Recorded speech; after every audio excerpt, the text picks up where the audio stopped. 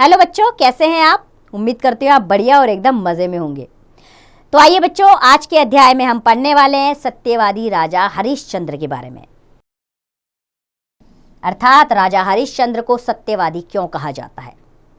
तो आइए इस पाठ को शुरू करने से पहले इसमें आने वाले कठिन शब्दों को जान लेते हैं। वे शब्द हैं ब्राह्मण, दक्षिणा, व्यर्थ, प्रबंध, स्वप्न, धार्मिक। आइए आप अपने अध्याय को शुरू करते हैं और ये शब्द अभी आपको बताए गए हैं, उनका उच्चारण करिए और लेखन का अभ्यास कार्य कीजिए। तो बच्चों, रात्रि में महाराजा हरिश्चंद्र ने स्वप्न देखा। स्वप्न का अर्थ होता है सपना। तो हरिश्चंद्र जी ने एक सपना देखा कि कोई तेजस्वी ब्राह्मण राजभवन में आया है। उन्हें बड़े आदर से बैठाया गया तथा उनका यथेष्ट आदर सत्कार किया गया, अर्थात पूरे सेवा भाव उनकी की गई। महाराजा हरिश्चंद्र ने स्वप्न में ही इस ब्राह्मण को अपना राज्यदान में दे दिया। जगने पर महाराज इस स्वप्न को भूल गए। दूसरे दिन महर्षि विश्वामित्र इनके दरबार में आए। उन्होंने महाराज को स्वप्न में दिए गए दान की याद दिलाई। ध्यान करने पर महाराज को स्वप्न की सारी बातें याद आ गई और उन्होंने इस बात को स्वीकार कर लिया, अर्थात वे मान गए कि मैंने स्वप्न में अपना राज्य आपको दान में दे दिया था। ध्यान देने पर उन्होंने पहचाना कि स्वप्न में जिस ब्राह्मण को उन्होंने राज्य दान में दिया था वे महर्षि विश्वामित्र ही थे। विश्वामित्र ने राजा से दक्षिणा मांगी, अर्थात दान मांगा, क्योंकि यह धार्मिक परंपरा है कि दान के बाद दक्षिणा दी जाती है। राजा ने मंत्री से दक्षिणा देने हेतु राजकोष से मुद्रा लाने को कहा, अर्थात राज्य के कोष से, सरकारी कोष से। उन्होंने कहा सरकारी कोष से मुद्रा लेकर आई।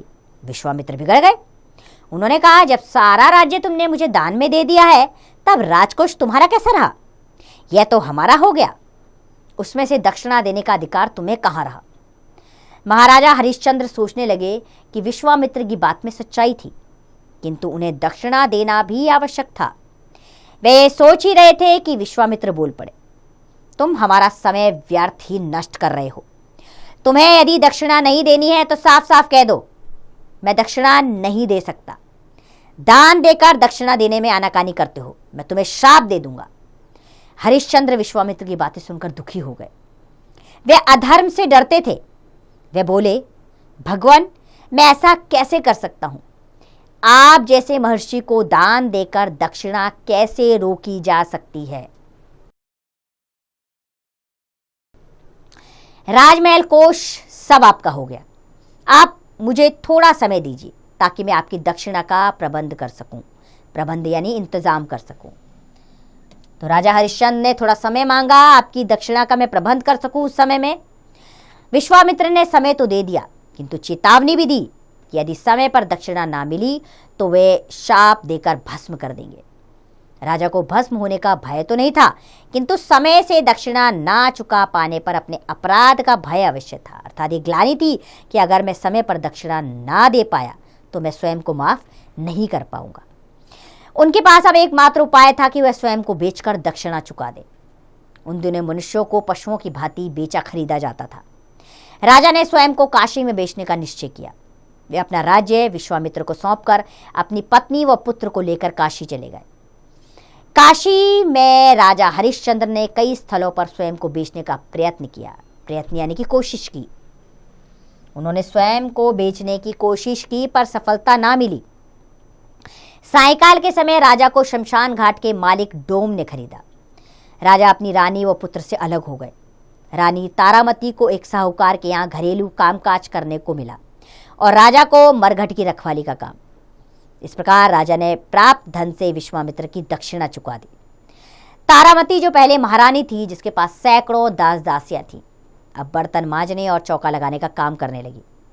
स्वर्ण सिंहासन पर बैठने वाले राजा हरिश्चंद्र शमशान पर पहरा देने लगे।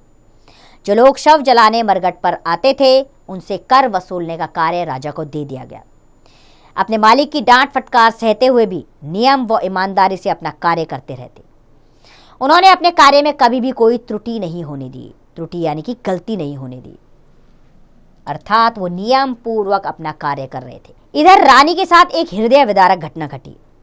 उनके साथ पुत्र रोहिताश्व भी रहता था। एक दिन खेलते खेलते उसे सांप ने डस लिया। उसकी मृत्यु हो गई। वह यह भी नहीं जानती थी कि उसके पति कहाँ रहते हैं। पहले से ही विपत्ति झेलती हुई तारामती पर यह दुख वज्र की भांति आ गिरा। उनके पास कफन तक के लिए पैसे नहीं थे। वह रोती बिलखती किसी प्रकार अपने पुत्र के शव को गोद में उठाकर अंतिम संस्कार यानी कि क्रियाकर्म, अंतिम संस्कार के लिए शमशान ले गई।